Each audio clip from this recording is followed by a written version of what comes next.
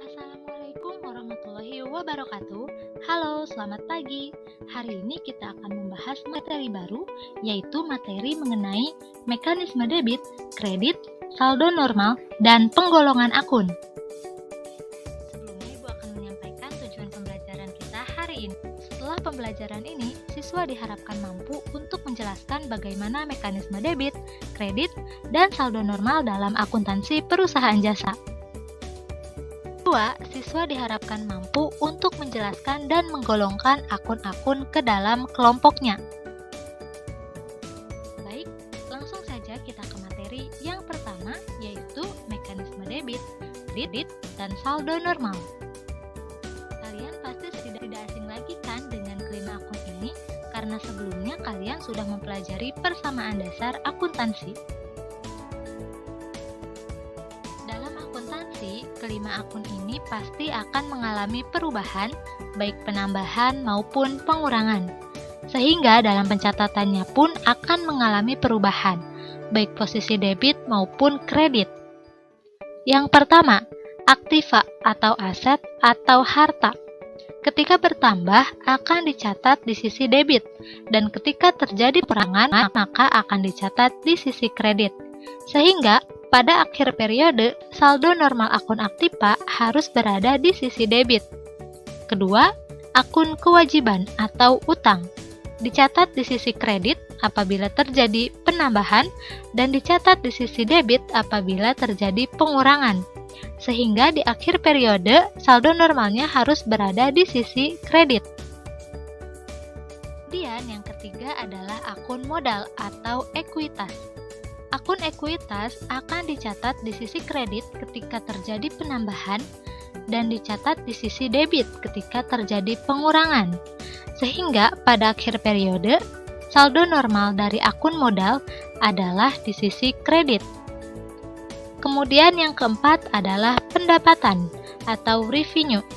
Sama seperti modal, ketika terjadi penambahan, pendapatan akan dicatat di sisi kredit dan ketika terjadi pengurangan akan dicatat di sisi debit. Maka, pada akhir periode, saldo normal akun pendapatan harus berada di sisi kredit. Dan yang terakhir adalah beban atau expense. Beban ketika bertambah akan dicatat di sisi debit, dan ketika terjadi pengurangan akan dicatat di sisi kredit. Dan pada akhir periode, saldo normal dari akun beban harus berada di sisi debit. Kita ingat juga bahwa aktiva, kewajiban, dan modal merupakan akun-akun real atau akun-akun yang nantinya berada pada neraca. Sedangkan pendapatan dan beban adalah akun nominal yang nantinya masuk ke dalam laporan laba rugi. Selanjutnya, penggolongan akun. Dari kelima akun yang sudah kita bahas tadi, ternyata akun-akun tersebut memiliki beberapa golongan lagi. Di antaranya yang pertama adalah aktiva. Aktiva dibagi ke dalam 3 jenis. Yang pertama adalah aktiva lancar. Aktiva lancar adalah kekayaan perusahaan yang dapat diuangkan dalam waktu kurang dari 1 tahun. Contohnya adalah kas perusahaan, piutang, perlengkapan, dan lain sebagainya.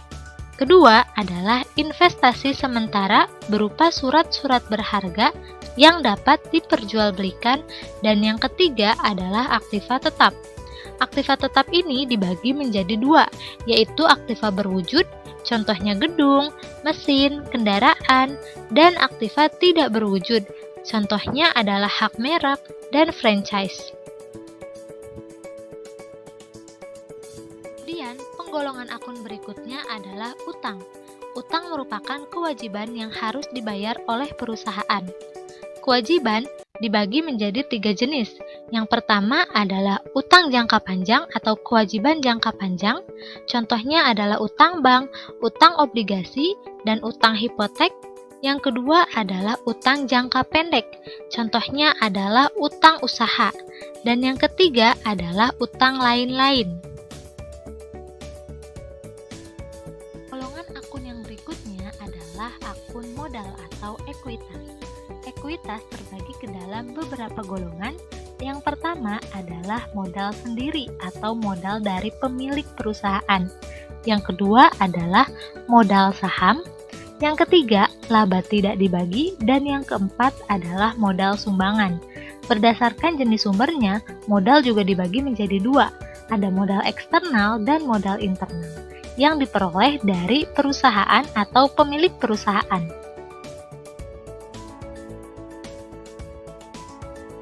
Selanjutnya adalah penggolongan akun pendapatan atau revenue. Pendapatan dibagi menjadi dua jenis, yaitu pendapatan usaha dan pendapatan di luar usaha atau non-operating income. Contoh dari pendapatan di luar usaha adalah pendapatan yang diperoleh dari komisi.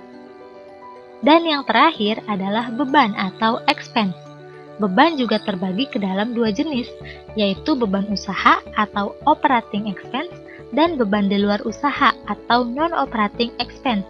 Contoh dari beban usaha adalah beban-beban yang muncul akibat kegiatan operasional perusahaan.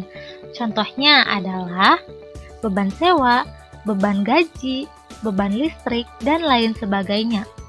Sedangkan untuk contoh dari beban di luar usaha adalah beban bunga dan beban sumbangan. Baik anak-anak, alhamdulillah untuk pemaparan materi dari Ibu sudah selesai. Terima kasih atas perhatiannya. Semoga apa yang Ibu sampaikan dapat kalian pahami dan kalian mengerti. Jika ada yang ingin ditanyakan, silahkan untuk ditanyakan, jangan lupa untuk bertanya. Terima kasih. Wassalamualaikum warahmatullahi wabarakatuh.